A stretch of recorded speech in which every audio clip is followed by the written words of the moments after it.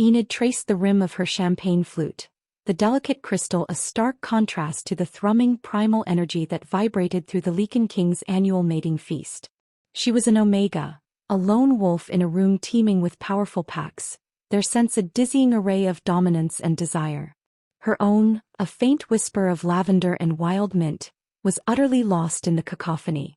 She wore a simple, elegant black gown, a defiant shield against the opulent silks and furs that adorned the other female wolves vying for attention. Enid hadn't wanted to come, but as an unregistered independent, attendance was mandatory, a cruel reminder of her outsider status. Every year she endured the pitying glances, the knowing smirks and the crushing weight of her solitude. Tonight was no different. She'd found a secluded table in the farthest corner of the grand ballroom, hoping to blend into the shadows. The air was thick with expectation, the low growls and purrs of courting wolves punctuated by the clinking of glasses and the sultry strains of a string quartet. The feast was a spectacle of raw power and ancient traditions, a chance for packs to solidify alliances, and for unmated wolves to find their destined partners. For Enid, it was merely an obligation, a painful reminder of the mate she would likely never find.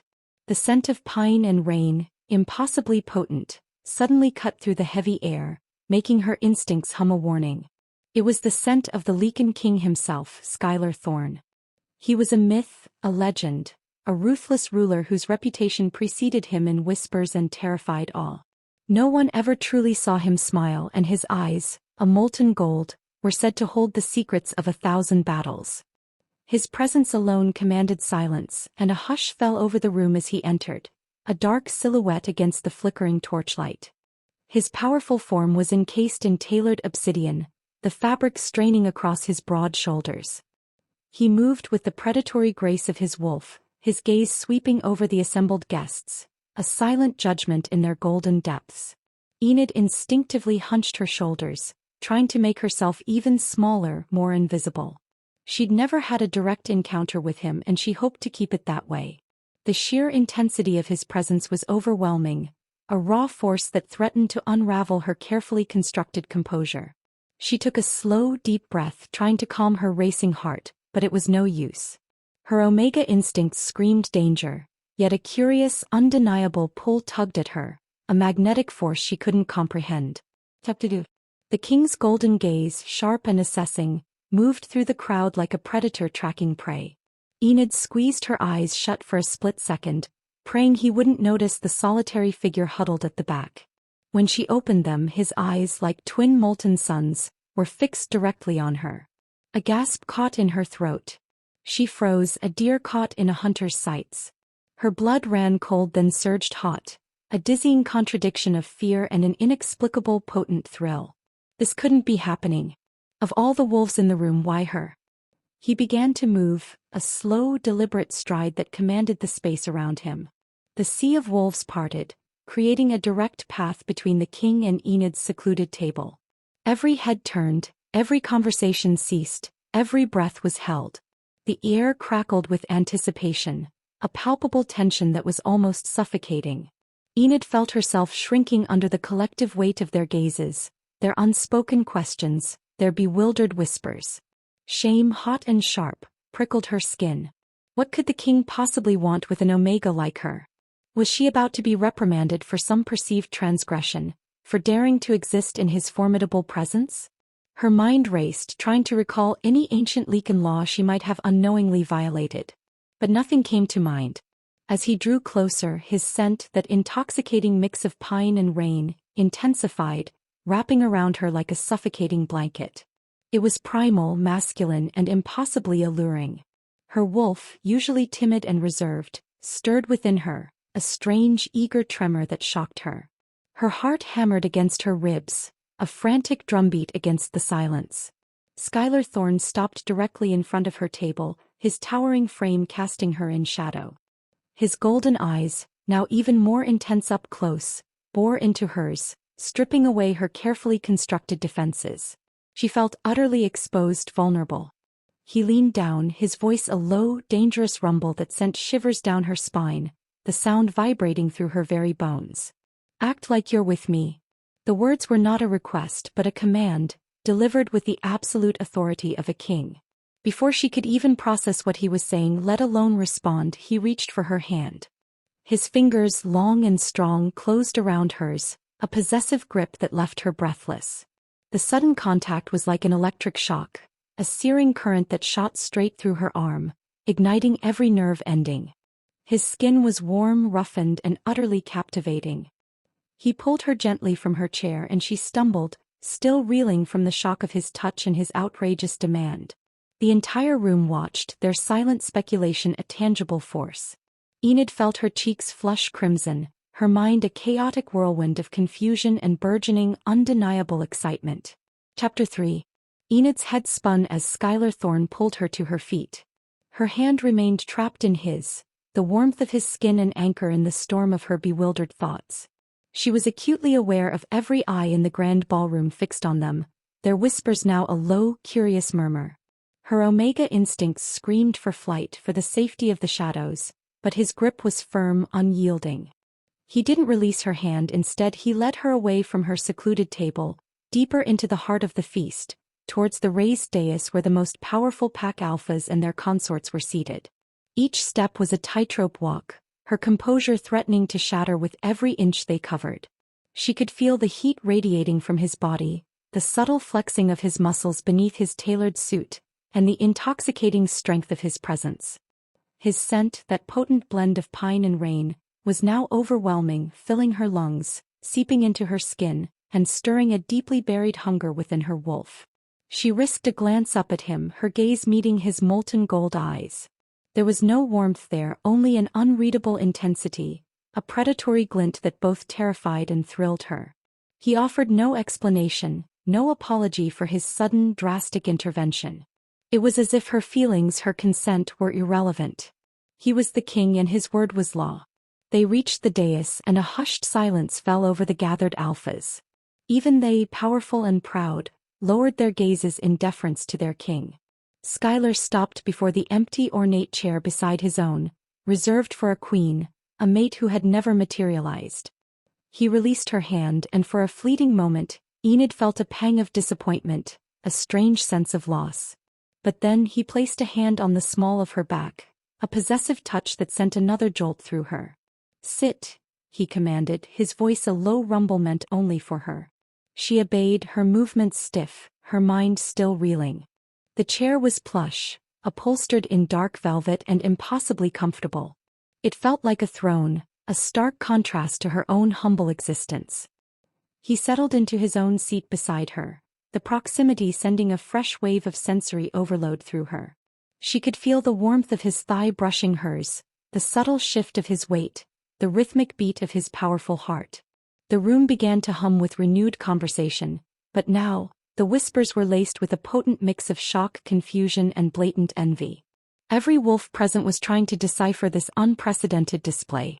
The ruthless Lycan King, the one who never showed weakness, the one who had remained unmated for centuries, had claimed an unknown Omega.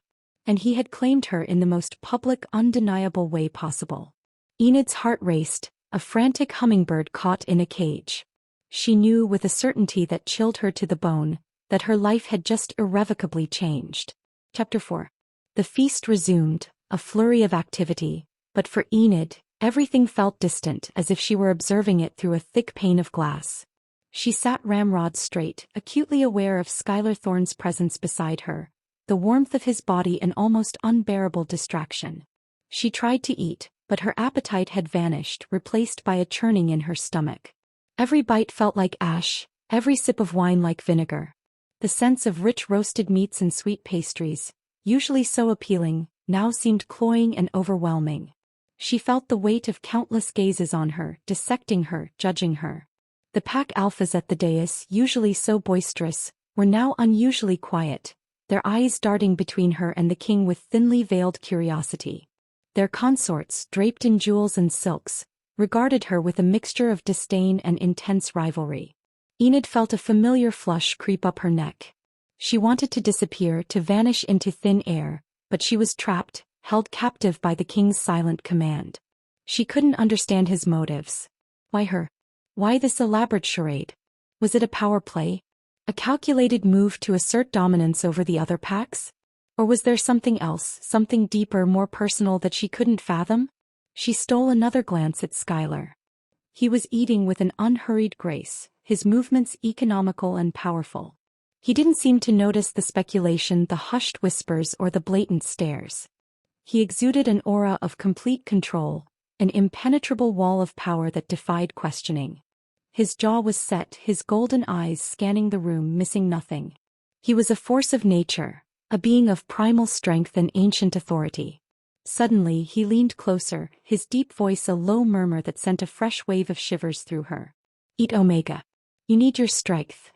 It wasn't a suggestion but a quiet command, a subtle assertion of his will. He even pushed a plate of succulent roasted venison towards her. Enid's breath hitched. The casual intimacy of his tone, the way he had uttered the word Omega, not as an insult, but almost as a possessive endearment, was disorienting. She forced herself to pick up her fork, taking a small bite of the venison. It was surprisingly tender, flavorful, and for a moment the taste cut through her anxiety.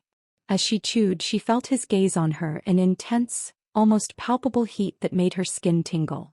She wondered what he saw when he looked at her, a pawn in his game, a convenient distraction, or something more. The thought, daring and dangerous, sent a jolt of illicit excitement through her. Could he possibly feel something, anything beyond mere strategic interest? Her wolf, still stirred and restless, let out a soft, almost imperceptible whimper of longing. It was a dangerous thought, a forbidden desire that she quickly tried to suppress. Chapter 5. The feast eventually dwindled, the sounds of conversation softening, the celebratory music fading into a gentle hum. As the first guests began to depart, offering reverent bows to the king, Enid felt a fresh wave of panic. What would happen now? Would he dismiss her? Cast her aside like a discarded toy once his mysterious purpose was served? The thought brought a sharp pang to her chest, a surprising sting of disappointment. She had, against her will, grown accustomed to his proximity, to the strange electric hum that vibrated between them. The idea of returning to her solitary existence, of the oppressive loneliness, now seemed even more unbearable after this brief, bewildering interlude. Skyler, sensing her unease, or perhaps simply anticipating the end of the evening, pushed back his chair. The scrape of wood against the polished floor was a loud punctuation mark in the quietening room. He stood, his towering frame casting a long shadow over her. He extended his hand once more, a silent command. Enid hesitated for only a second before placing her hand in his. His touch was familiar now, a comforting warmth that settled deep in her bones, even as her mind screamed for caution. He pulled her gently to her feet, his thumb brushing over the sensitive skin of her wrist, a tiny, almost imperceptible caress that sent a jolt of pleasure straight to her core. He led her away from the dais, through the thinning crowd of guests who still stared, their curiosity unabated. They walked in silence, the only sound the soft padding of their footsteps on the plush carpets. He didn't release her hand, his grip firm, possessive. Enid's heart hammered a frantic rhythm against her ribs. She was being led deeper into the king's castle, a fortress of ancient stone and formidable power. The corridors were dimly lit by sconces, casting long, dancing shadows on the walls. Tapestries depicting epic battles and legendary wolves adorned the hallways, their silent stories adding to the ancient grandeur of the place. The scent of him, that potent mix of pine and rain, was intoxicating, pulling her further into his orbit, blurring the lines of her own resistance. They ascended a grand staircase, its marble steps cool beneath her feet. With every step, a strange sense of anticipation, mingled with a potent fear, coiled in her stomach. She knew she should be terrified, should be fighting against this inexplicable pull, but her wolf was strangely compliant, almost eager. It was as if her inner animal recognized something in him, something powerful and undeniable, that she, in her human form, was only just beginning to grasp. They reached a large, ornate door, carved with intricate symbols of the Lycan lineage. Skyler pushed it open, revealing a chamber bathed in the soft glow of a roaring fireplace. It was a bedchamber, impossibly luxurious, with a massive four-poster bed draped in dark silks, and rich furs scattered across the stone floor. He led her into the room, finally releasing her hand. The sudden loss of contact left a hollow ache, a a surprising yearning. He turned to face her, his golden eyes burning into hers, their intensity leaving her breathless. The air crackled with an unspoken tension, a raw, undeniable current of desire that arced between them. "You're with me now, Omega," he rumbled, his voice low and husky, a promise and a warning all in one. "And no one will question it." Chapter 6. Enid stood frozen in the opulent chamber, the lingering scent of Skyler Thorne, a potent mix of pine and rain, filling her senses and stirring a deep, primal response within her. His words, "You're with me now, Omega, and no one will question it," echoed in her mind, a powerful declaration that simultaneously thrilled and terrified her. The roaring fire in the hearth cast dancing shadows across the room, illuminating the luxurious furnishings. A massive four-poster bed with dark silk hangings, plush furs scattered across the floor, and ancient tapestries depicting scenes of Lycan glory. It was a room fit for a king, and now inexplicably she was in it. Her heart pounded a frantic rhythm against her ribs, a drumbeat of fear and a burgeoning, forbidden excitement. She was an Omega, an independent, a wolf of no pack, and she was in the bedchamber of the ruthless Lycan King. This was beyond anything she could have imagined, a fantasy plucked from the most audacious dreams, yet undeniably real. She risked a glance at him.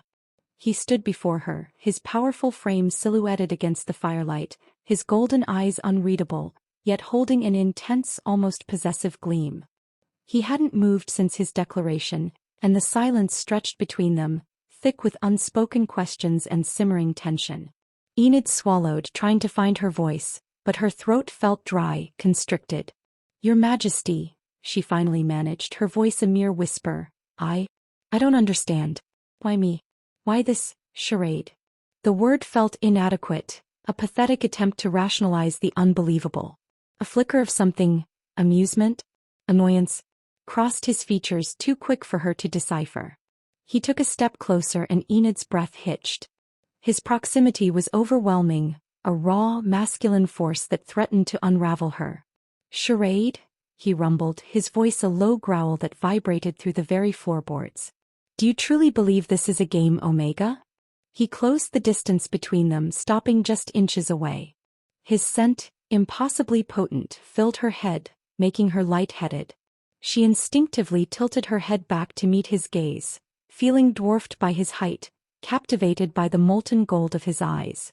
I don't know what to believe," she admitted honestly, her voice barely audible. "I am an independent with no pack, no status. Why would the Lycan King choose me for anything?" His gaze intensified, searching, penetrating, as if he could see into the very depths of her soul. "Perhaps," he murmured, his voice dropping to a seductive whisper that sent shivers down her spine, "you are precisely what I need." He reached out, his long fingers tracing the delicate curve of her jaw, his touch sending a jolt of pure electricity through her. Enid's eyes fluttered shut at the sensation, a soft gasp escaping her lips. This was dangerous. This was forbidden. And yet she found herself leaning into his touch, a silent, desperate plea for more. Chapter 7. His thumb stroked her jawline, a feather-light touch that nonetheless ignited a wildfire within Enid. Her entire body thrummed with a sensation she'd never known, a potent mix of fear and an undeniable, intoxicating desire. His scent, rich and musky, invaded her senses, overwhelming her reason. She was an Omega, an outsider, and he was the Lycan King, a being of unimaginable power and authority. Their worlds should never have collided in such an intimate, dangerous way. Yet here she was in his private chambers, under his piercing golden gaze, trembling beneath his touch. What do you need me for, Your Majesty?" she managed to whisper, her voice thin and breathy. The question was a desperate plea for understanding, a lifeline in the swirling chaos of her emotions. He lowered his head, his warm breath ghosting over her ear, sending shivers trailing down her neck. "To break the silence, little wolf," he murmured, his voice a low, husky growl that resonated deep within her chest. "To silence the whispers. To end the constant speculation about my solitude." His meaning became chillingly clear. He wasn't choosing her for affection or even for desire. She was a political maneuver, a prop in his grand display of power. The realization was a cold splash of water, extinguishing the fledgling flame of hope that had begun to spark within her. Her disappointment was sharp, almost physical. She felt a familiar ache of rejection, a confirmation of her own insignificance. Her heart, which had begun to pound with a thrilling anticipation, now constricted with a familiar loneliness. She felt used, a tool to serve his royal agenda. "So I am merely a convenient solution to a political problem?" she asked, her voice tinged with a bitterness she couldn't quite hide. She tried to pull away to escape his intoxicating touch, but his hand tightened on her jaw, holding her in place. His golden eyes, which had held a brief spark of something unreadable, now hardened. "You underestimate yourself, Omega," he said, his voice losing its seductive edge, becoming a stern, almost possessive tone. "And you overestimate my willingness to explain myself." His gaze swept over her, a possessive scrutiny that made her skin prickle. "You are here because I willed it. You are here because you possess a quiet strength I find intriguing. And because you are alone just as I am." The last words were spoken almost imperceptibly, a raw, vulnerable admission that stunned her. The ruthless Lycan King alone? It was an image that shattered her preconceived notions. Before she could process this unexpected revelation, he leaned in further, his lips just inches from hers. Her breath hitched. Her body stiffened, a mixture of fear and a dangerous, undeniable anticipation. His eyes dropped to her mouth, lingering there for a long, agonizing moment. Then, with a low growl that vibrated through her, he claimed her lips. It wasn't a gentle kiss, but a primal, possessive claim. His mouth was firm, demanding, seeking a response she hadn't known she possessed. Enid's mind went blank, her senses consumed by the taste of him, wild, masculine, utterly intoxicating. Her body, despite her initial resistance, betrayed her, a soft whimper escaping her as she found herself responding, melting into his embrace. Chapter 8. The kiss was a maelstrom, a hurricane of sensation that swept Enid away. Skyler's lips were firm and possessive, his tongue tracing the seam of her mouth, demanding entrance. Her initial shock gave way to a primal response, her body betraying her rational mind. A soft gasp escaped her as her lips parted, and he deepened the kiss, his tongue intertwining with hers in a dance of raw, unbridled passion. His hand, still on her jaw, tilted her head, giving him greater access, while his other hand moved to the small of her back, pressing her flush against his hard, powerful body. She could feel the formidable strength of him, the heat radiating from his skin, the scent of pine and rain now mingled with the intoxicating aroma of his arousal. Her own body responded with an almost painful intensity. Her wolf, usually so timid, surged forward, a wild creature awakened by the king's touch. A deep, aching hunger coiled in her stomach, a yearning for something she hadn't known she craved. Her fingers, without conscious thought, fisted in the fine fabric of his suit jacket, clinging to him as if he were her only anchor in a suddenly tumultuous world. This wasn't just a political maneuver. This was a force of nature, an undeniable connection that transcended logic and reason. Every nerve ending in her body was alive, tingling with a fervent energy. His kiss was masterful, thorough, exploring every curve of her mouth, igniting a fire that spread rapidly through her veins. He tasted of power, of wildness, of an ancient, untamed spirit. It was the taste of a true Lycan king. When he finally broke the kiss, Enid gasped, her lungs burning for air, her lips swollen and tingling. She looked up at him, her eyes wide and dazed, her breathing ragged. His golden eyes were darker now, molten and intense, burning with a raw desire that mirrored her own. His chest rose and fell with heavy breaths, and a low growl rumbled in his throat, a sound of profound satisfaction. "Mine," he murmured, his voice husky, almost feral as he pressed his forehead against hers. The single word, spoken with such conviction, sent a shiver through her, a mixture of surrender and a thrilling sense of belonging. It was a claim, a declaration, and in that moment, in the warmth of his bedchamber, under the flickering firelight, Enid felt a strange, terrifying sense of peace settle over her. She was no longer just an independent Omega. She was something more. She was his. And the implications of that realization were both daunting and impossibly, deliciously exciting. The vulnerability he had briefly shown, the admission of his own solitude, had cracked open a tiny window into the man behind the ruthless king. And now, this kiss had forged a connection she knew, with an instinctive certainty could never be broken. Chapter 9. The intensity of his gaze, coupled with the lingering heat of his kiss, left Enid trembling. The word mine echoed in her ears, a primal claim that resonated deep within her wolf. She was breathless, disoriented, and yet, a potent current of exhilaration coursed through her veins. He pulled away slightly, but his hands remained on her, one still on her back, the other now caressing her cheek, his thumb gently stroking her skin. The sensation was exquisitely tender, a stark contrast to the demanding passion of his kiss. "You look surprised, Omega," he murmured, a hint of dark amusement in his tone. "Did you truly believe the Lycan King would bring you to his chambers merely to discuss political strategy?" Enid felt a blush creep up her neck. Her logic had been hopelessly overshadowed by his formidable presence and her own deep-seated insecurities. I didn't know what to believe, Your Majesty," she admitted, her voice still a little breathless. "I'm just an Omega. I've never been chosen." The word chosen felt inadequate, too small to encompass the seismic shift that had just occurred in her life. He let out a low growl, a sound of disapproval. "You are more than just an Omega, Enid." Her name on his lips was a startling, intimate sound, one she hadn't expected. It felt possessive, a mark of ownership that sent a fresh shiver of pleasure through her. "And as for chosen," he continued, his golden eyes burning into hers, "I chose you the moment I saw you sitting alone at that feast, shrouded in your quiet strength. I felt it, the pull.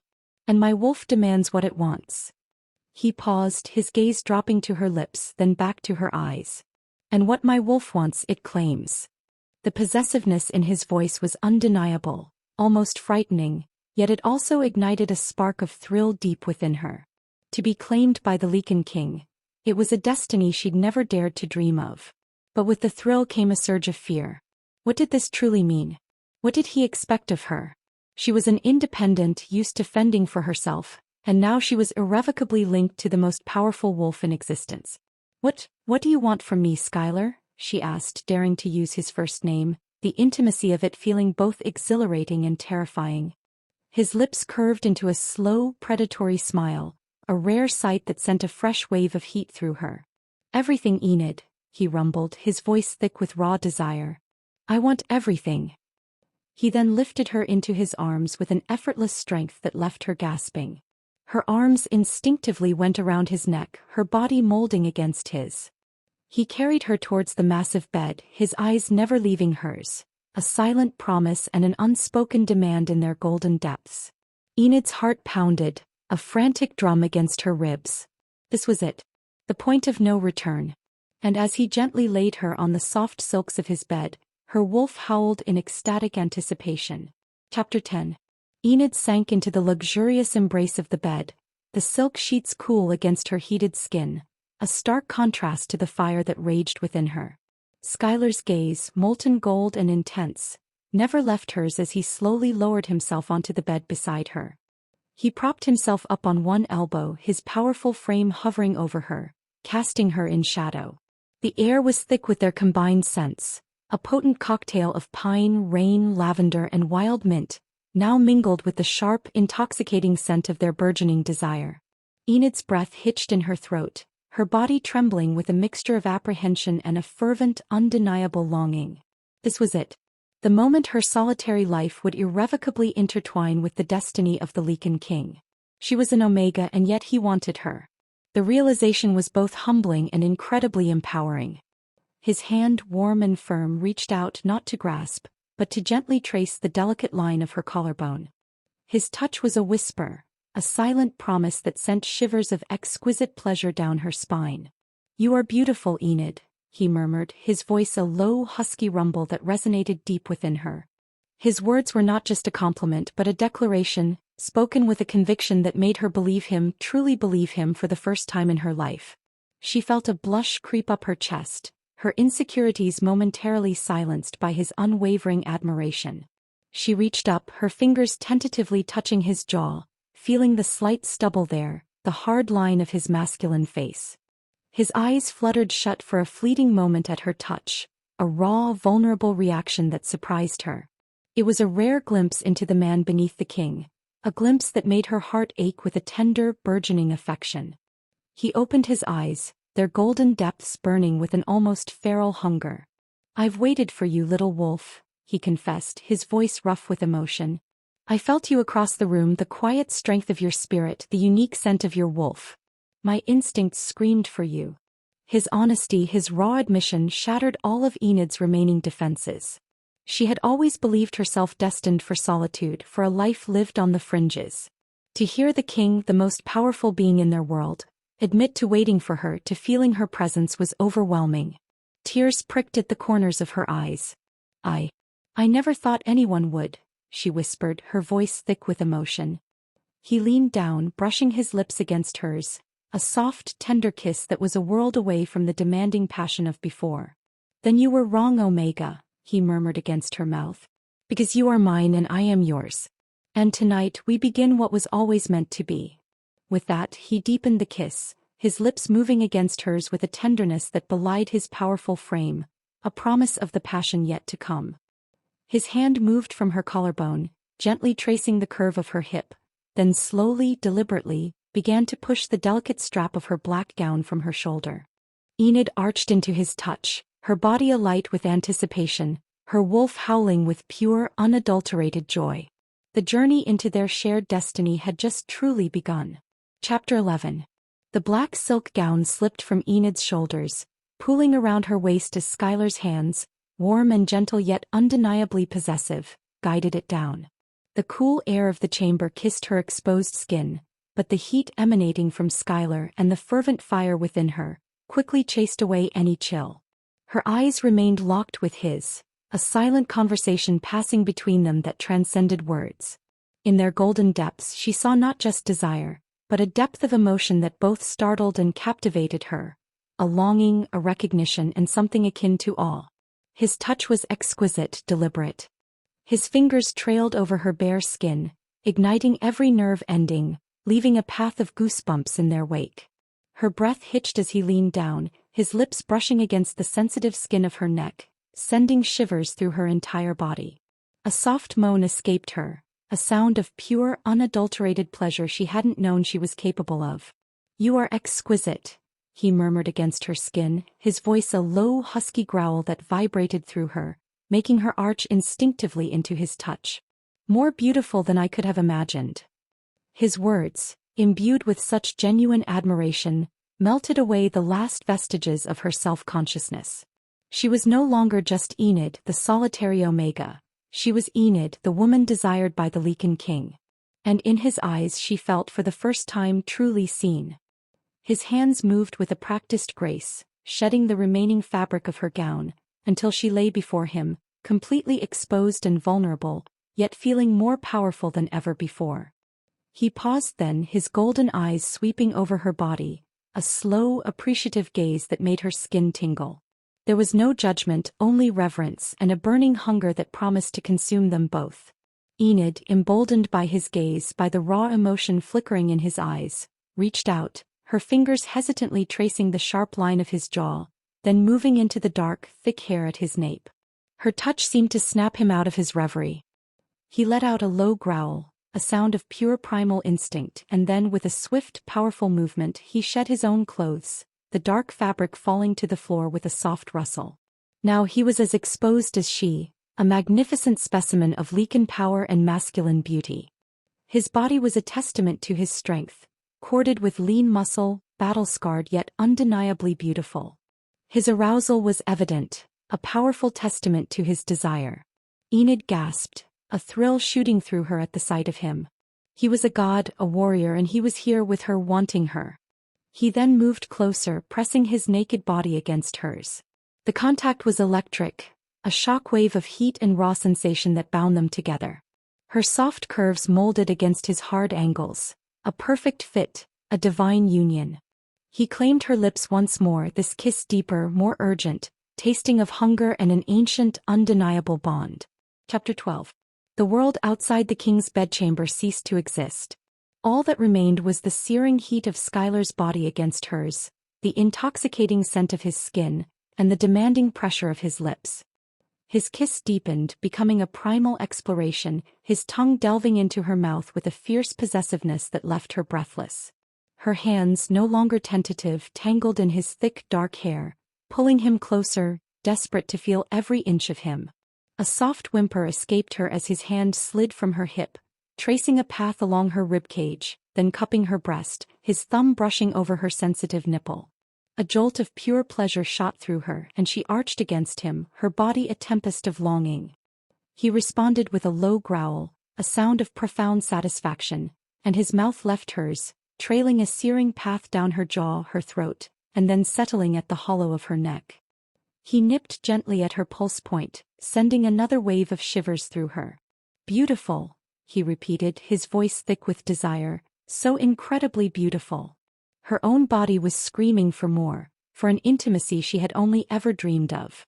Her wolf was howling, a wild, ecstatic song of recognition and belonging. This was more than just physical attraction. It was a profound, instinctive connection, a recognition of soul. He moved lower, his lips and tongue creating a trail of fire down her chest, making her gasp and writhe beneath him. Her fingers clenched, digging into the powerful muscles of his shoulders, clinging to him as if to anchor herself in the storm of sensation. He worshipped her body with his mouth, lingering at her breasts, teasing and suckling until she was a trembling mess of longing. Her core ached, a deep, insistent thrum that begged for release, for fulfillment. "Skyler," she whimpered, her voice a desperate plea, "please." Her request was answered with another low growl, a sound of raw masculine hunger. He moved between her legs, his hard arousal pressing against her aching core, a tangible promise of what was to come. Enid instinctively parted her thighs, inviting him closer, her body desperate for his invasion. He looked down at her, his golden eyes dark with passion, his jaw tight with restraint. There was a raw, almost feral intensity in his gaze, a possessiveness that thrilled her to her core. "Are you ready, little wolf?" he rasped, his voice thick with suppressed emotion. Enid met his gaze, her eyes wide and luminous with a mixture of fear and fervent desire. She nodded, unable to speak, her entire being focused on this moment, on this powerful, magnificent Lycan King who was about to claim her completely. Chapter 13. Skyler's gaze, dark and burning with barely contained desire, held Enid captive. Her silent nod was all the permission he needed, all the affirmation his primal wolf craved. A low, guttural growl vibrated in his chest as he slowly, deliberately, began to push into her. Enid gasped, a sharp intake of breath as she felt the first exquisite stretch, the slow, insistent invasion of his powerful body. There was a moment of intense pressure, a fleeting sting, and then a rush of pure, unadulterated sensation that consumed her. He moved carefully, allowing her body to adjust, his eyes fixed on hers, searching for any sign of discomfort. But there was only an overwhelming current of pleasure, a fierce, aching fullness that brought tears to her eyes. Her fingers dug into his shoulders, her body arching up to meet him, desperate for more, for the complete, immersive sensation of their union. "Beautiful," he rasped, his voice thick with emotion as he finally fully entered her. The feeling was indescribable, a profound sense of completeness, a deep-seated recognition that reverberated through every cell of her being. Her wolf howled, no longer just in anticipation, but in ecstatic fulfillment, recognizing its mate, its other half. He paused, holding himself still within her, allowing her body to acclimate, allowing them both to savor the profound intimacy of their connection. The silence in the room was punctuated only by their ragged breaths and the soft sounds of their bodies pressed together. Then with a slow, controlled movement he began to move, a rhythmic, powerful thrust that sent waves of pleasure crashing over Enid. Her head fell back against the pillows, her eyes fluttering closed as she surrendered completely to the sensations. Each movement was deliberate, powerful, yet exquisitely tender, as if he understood the fragile, precious nature of this first profound joining. Her body responded instinctively, arching, twisting, meeting his thrusts with an eagerness that shocked and thrilled her. The sounds she made were no longer mere whimpers, but soft moans, cries of pure, uninhibited pleasure. The fire in the hearth seemed to burn brighter, casting their entwined forms in a warm, intimate glow. The scent of pine and rain, of lavender and mint, mingled and swirled, creating an intoxicating aura that enveloped them. Their breaths came in short, sharp gasps, their bodies slick with sweat, their hearts pounding in a synchronized rhythm. Time ceased to exist. There was only the sensation of him filling her, completing her, driving her to the precipice of an unimaginable release. Every stroke deepened the pleasure, intensified the longing, until Enid felt herself spiraling, losing control, on the verge of something spectacular. Chapter 14. The rhythm of Skyler's thrusts intensified, building a fervent, relentless pressure deep within Enid. Her body was a symphony of sensation, every nerve ending vibrating with an electric current. Her breath came in short, sharp gasps, her nails, without conscious thought, digging into the hard muscle of his back as she arched against him, desperate for the release that hovered just out of reach. Skyler, attuned to her every shift, her every moan, watched her face with intense, golden eyes. There was a possessive triumph in his gaze, but also a deep, almost tender understanding. He knew her body instinctively as if they had been connected for centuries. He leaned down, his mouth once again claiming hers, this kiss deeper, more urgent than before. His tongue tangled with hers, a wild dance that mirrored the primal movements of their bodies. The taste of him was intoxicating, wild, and utterly consumed her. She whimpered into the kiss, her body trembling on the brink, teetering on the edge of an exquisite precipice. The pleasure was almost unbearable, a sweet agony that pushed her further and further. "Let go, little wolf," he growled against her lips, his voice raw with his own approaching climax. "Let go for me." His words were a command and a release, shattering the last of her inhibitions. With a cry that was half gasp, half moan, Enid convulsed around him, her body clashing into a spectacular, all-consuming orgasm. Waves of pure, unadulterated pleasure crashed over her, rippling through her core, stealing her breath. Her muscles clenched around him, holding him tight, pulling him deeper into her shattering release. Skyler's own control snapped. With a guttural roar, a sound of profound satisfaction and triumphant possession, he thrust into her one last, powerful time, pouring his essence deep within her. His body stiffened, trembling violently as his own climax cascaded through him, a powerful, primal release that mirrored hers. He collapsed onto her, his weight heavy, comforting, and utterly intoxicating. His chest rose and fell with rapid breaths, his heart pounding against hers in a frantic, exhilarating rhythm. Their bodies were slick with sweat, their combined scents now a heady, intoxicating musk of passion and fulfillment. The aftershocks of their shared orgasm rippled through them both, binding them together in a profound, almost spiritual connection. Enid lay beneath him, utterly spent, yet filled with a sense of peace and completeness she had never known. Her wolf purred contentedly, a soft, satisfied hum deep within her soul. He moved to lie beside her, pulling her close against him, her head resting on his powerful chest. His arm wrapped around her, holding her securely, possessively. The warmth of his body enveloped her, a safe, protective cocoon. She listened to the steady beat of his heart, a comforting rhythm that lulled her into a state of blissful contentment. The ruthless Lycan King, the formidable ruler, had just claimed her body and soul. And in his arms Enid felt for the first time in her life, truly and completely home. Chapter 15. The aftermath of their passion was a tender haze, a blissful exhaustion that settled over Enid. She lay cradled against Skyler's powerful body, his arm a warm, protective weight around her, her head nestled against his chest. His scent, still potent with the musk of their lovemaking, was now mingled with the comforting aroma of sleep, a primal blend that promised safety and belonging. She listened to the steady, strong beat of his heart, a rhythmic pulse that was infinitely reassuring.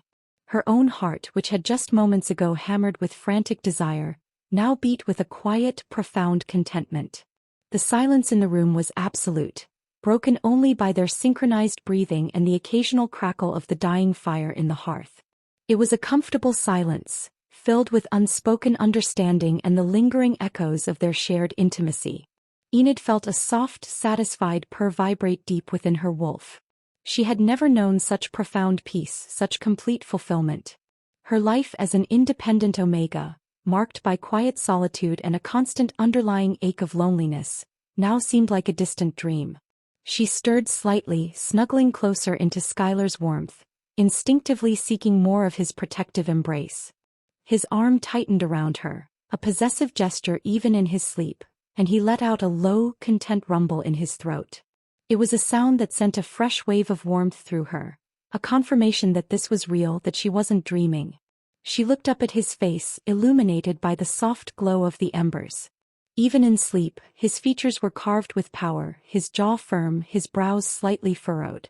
But there was also a softer quality now, a peacefulness that transformed his ruthless exterior. He looked less like a king and more like a man who had just shared the most profound intimacy with her. A soft, tender smile touched her lips. She traced the line of his jaw with a tentative finger, marveling at the strength and yet the unexpected gentleness of him. He stirred again, his golden eyes fluttering open, a haze of sleep still clouding their depths. They landed on her, and a slow, warm smile touched his lips, a rare, breathtaking sight that made her heart skip a beat. "Sleep well, little wolf," he murmured, his voice still thick with sleep, a husky rasp that was incredibly sensual. Enid nodded, her gaze still fixed on his beautiful, softened face. "Perfectly," she whispered, her voice laced with a genuine sincerity that surprised even herself. He pulled her even closer, pressing a soft kiss to her forehead. "Good," he rumbled, his eyes closing again, but not before she saw the profound contentment in their depths. "Because this is where you belong. Always." The words, simple yet powerful, settled deep in her soul, solidifying the profound shift in her life. She was no longer alone. She was with the Lycan King, body and soul. And in his embrace she finally understood what it meant to truly belong. She closed her eyes again, drifting back into sleep, a soft, content sigh escaping her lips. The dream of a solitary existence was gone, replaced by the thrilling reality of a shared destiny with the ruthless Lycan King. Chapter 16. Enid awoke to the soft morning light filtering through the tall, arched windows of the king's chamber. For a disorienting moment she forgot where she was, the opulent surroundings and the unfamiliar weight of silk sheets a stark contrast to her usual modest lodgings. Then the memories of the previous night came flooding back in a torrent of heat and sensation. The feast, Skyler's command, his searing kiss, and the earth-shattering passion they had shared. A deep, vibrant blush spread across her cheeks. She turned her head and found him awake, propped on one elbow, his golden eyes watching her with an unnerving intensity. The ruthless edge was gone, replaced by a soft, possessive warmth that made her heart flutter. "Good morning, my queen," he rumbled, his voice a low, gravelly caress in the quiet room. The title sent a jolt through her. I'm not a queen," she stammered, the words a reflexive denial of the impossible reality she now faced. "You are," he stated with absolute certainty, his gaze unwavering. "You are mine. Therefore you are my queen." He reached out, his fingers gently tucking a stray strand of hair behind her ear. The simple, tender gesture felt more intimate than anything that had passed between them. "I know this is sudden, Enid. But what I feel for you, what my wolf recognizes in you, this is not a whim. It is destiny." Before Enid could process his profound declaration, a soft, hesitant knock sounded at the chamber door. Skyler's expression hardened instantly, the king returning in full force. "Enter," he commanded. A servant, an older male wolf with a deferential stoop, entered, his eyes carefully fixed on the floor. "Your Majesty, the Alpha Council has gathered. They are demanding an explanation for the events of last night's feast." Skyler's lips curved into a dangerous, predatory smile. "Let them demand," he said, his voice laced with cold amusement. He then turned his gaze back to Enid, his eyes softening once more. "It seems our charade is over, little wolf. It is time to show them the truth." He stood from the bed, his magnificent naked form a breathtaking display of power in the morning light. He held out his hand to her. "Will you stand with me?" Enid looked at his outstretched hand, then into his unwavering golden eyes. The fear was still there, a nervous flutter in her stomach, but it was eclipsed by a burgeoning sense of strength, of belonging. She was no longer Enid, the lone Omega. She was his. Taking a deep breath, she placed her hand in his. "Yes," she said, her voice clear and steady. "I will." Chapter 17. Dressed in a simple yet elegant gown of deep emerald green, a color that made her eyes sparkle and was a gift from Skyler's own wardrobe, Enid walked beside him through the castle's grand corridors. His hand rested possessively on the small of her back, a constant, reassuring pressure that grounded her amidst the storm of her nerves. Every guard they passed snapped to attention, their eyes wide with a mixture of shock and awe as they took in the sight of their solitary king with an unknown Omega by his side. The whispers followed them like a rustling wind. They entered the council chamber, a vast, stone room dominated by a massive, circular table. The most powerful alphas in the kingdom were already assembled, their sense a potent, clashing mix of dominance and aggression. As one, they fell silent, their gazes locking onto Enid. She felt 100 judgments being passed, 100 questions being asked in the tense silence. She instinctively wanted to shrink, to hide behind Skyler's powerful frame, but his hand on her back gave a gentle, encouraging squeeze. "Your Majesty," began a grizzled alpha named Marcus, his voice a low growl of challenge. "You owe us an explanation. You bring an independent, a packless Omega to the high table and then to your chambers? This is an unprecedented breach of tradition." "The only tradition I honor, Marcus, is the will of my wolf," Skyler replied, his voice dangerously calm, yet it silenced the room more effectively than a shout. "And my wolf has chosen." He pulled Enid forward slightly, his arm wrapping firmly around her waist, a clear, undeniable claim. "This is Enid. My mate. Your queen." A collective gasp rippled through the chamber. The word mate was sacred, absolute. It was not a title that could be bestowed. It was a fate that had to be recognized. Marcus stared, his eyes wide with disbelief, then they narrowed with suspicion. "Your mate? King Skyler, you have been without a mate for centuries. How can you be so certain of this, Omega?" The word was an insult, a deliberate jab at her status. Before Enid could flinch, Skyler moved with lightning speed, crossing the space to stand directly in front of the challenging alpha. His golden eyes blazed with a terrifying fury. "You will address her as Luna or you will not address her at all," he snarled, his voice a low, lethal threat. "My mate's rank is not for you to question. She is my other half, the strength I have waited for. Her past is irrelevant. Her future is on the throne beside me. Is that understood?" Alpha Marcus paled, the sheer force of his king's power pressing down on him. He lowered his head in a gesture of complete submission. "Yes, Your Majesty. Forgive me, Luna." He bowed his head to Enid, and one by one the other alphas in the room followed suit, a wave of deference washing over the chamber. In that moment Enid understood. Skyler's power was not just his own, it was now hers to command as well. Chapter 18. After the tense council meeting, Skyler led Enid away from the prying eyes of the court. He took her not to his chambers, but to a place she had never seen, high in the oldest tower of the castle. It was an ancient observatory, its domed ceiling enchanted to show a perfect, star-dusted night sky, even in the middle of the day. The air was still and quiet, filled with the scent of old parchment and celestial magic. "I brought you here so you would understand," Skyler said softly, his hand finding hers, their fingers lacing together. "What I said to the council was the truth. But it's more than that." He led her to the center of the room, turning her to face him under the swirling formidable. "For centuries I have been alone. I am the last of the direct royal bloodline, a line blessed or cursed with a unique connection to our fate. Unlike other wolves who may find their mates at any time, a Lycan King only feels the call once. It's a pull of the soul, an undeniable recognition that our other half has finally come into being." Enid stared at him, her heart pounding. This was the ancient lore she'd only ever heard in whispers, a legend most believed to be a myth. "The night of the feast," he continued, his golden eyes filled with a raw vulnerability she had never seen, "when I walked into that hall, it was like being struck by lightning. After centuries of silence, my soul roared to life. It screamed your name. I saw you and I knew. All my loneliness, all my waiting, it was all for you, Enid." Tears welled in her eyes as the last pieces of the puzzle clicked into place. The overwhelming pull she had felt, the way her wolf had responded so eagerly to his presence, the profound sense of completeness she felt in his arms, it wasn't just desire. It was fate. I thought I was just a pawn," she whispered, a tear tracing a path down her cheek. "A way to silence the whispers about you being alone." He reached out, gently wiping the tear away with his thumb. "You are not a pawn," he said, his voice thick with emotion. "You are the entire reason for the game. You are the end of my solitude. You are my fated mate, my Luna, my queen. He cupped her face in his hands, his forehead resting against hers. I am sorry for the way I began this, for my abruptness. I was a desperate, lonely man who had just found his entire world sitting alone in a corner.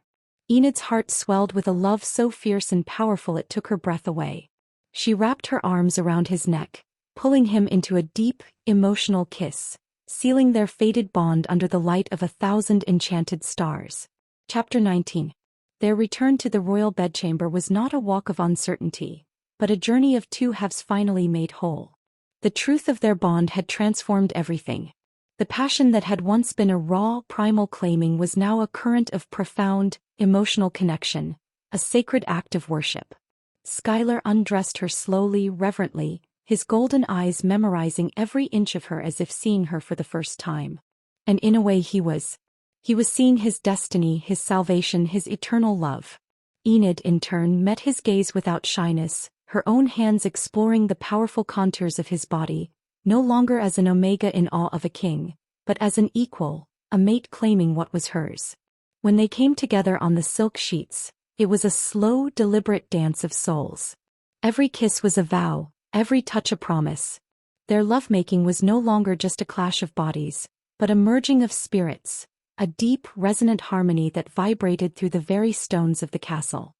He whispered his centuries of loneliness into her ear, and she answered with the quiet aches of her own solitary life.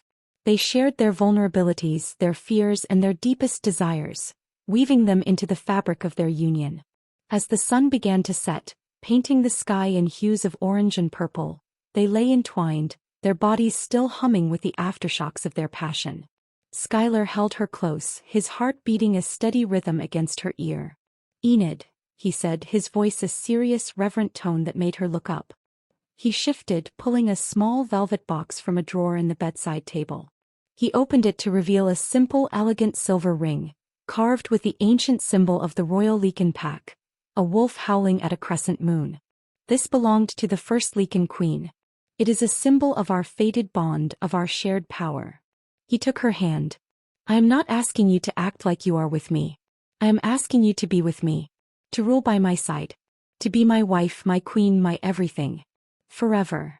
Tears of pure joy streamed down Enid's face. Her entire life she had felt invisible. Now the most powerful man in the world was offering her not just a crown, but his heart, his soul, his eternity. Yes, she breathed, her voice choked with emotion. Yes, Skyler. Forever. He slid the ring onto her finger. It was a perfect fit. Chapter 20. A week later, the grand ballroom was once again filled with the powerful packs of the kingdom. But this was not the mating feast, it was a royal proclamation.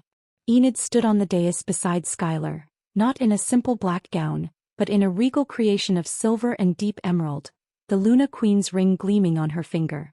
She was no longer hiding in the shadows. She was the light at the center of the room. Her quiet strength had blossomed into a serene, confident aura that commanded respect. The alphas who had once looked at her with suspicion now bowed their heads in genuine reverence. They saw not an omega, but the fated mate of their king, a Luna whose presence had visibly tempered their ruthless ruler, bringing a new balance to his reign. Skyler raised his hand and a hush fell over the hall. His voice boomed with power and a newfound joy that resonated with every wolf present. For centuries your king has ruled alone. But the great wolf has seen fit to end my solitude. I present to you Enid Thorne, my fated mate, my beloved wife, and your one true queen. A thunderous roar of approval shook the ballroom. Howls of fealty and celebration echoed as every wolf, from the highest alpha to the lowest omega, acknowledged their new queen. Alpha Marcus, who had first challenged her, was the first to step forward and kneel. "My queen," he said, his voice filled with sincere devotion. "My pack and my life are yours to command." Enid looked at the sea of faces, at the loyalty and hope shining in their eyes, and she felt her heart swell with a love for her people, a people she never knew she had. She was home. Later that evening, as the celebration continued below, Skyler led her to a private balcony overlooking the moonlit kingdom. He wrapped his arms around her from behind, pulling her back against his chest. "Do you remember the first words I ever said to you?" he murmured, his lips brushing against her ear. Enid smiled, leaning her head back against his shoulder. You told me to act like I was with you. And now? He asked, his voice a low, possessive rumble of pure contentment. He placed a gentle kiss on her mating mark, the faint silver scar on her neck that now bound them for eternity. She turned in his arms, her eyes shining with a love as vast as the night sky. And now, she whispered, her voice full of certainty and joy, I am. He smiled, the true, unguarded smile she had come to cherish, and sealed there forever with a deep, lingering kiss. The lone Omega who sat at the feast was gone, replaced by a beloved queen. And the ruthless Lycan King was no longer alone. Together, under the watchful eye of the moon, they began their reign.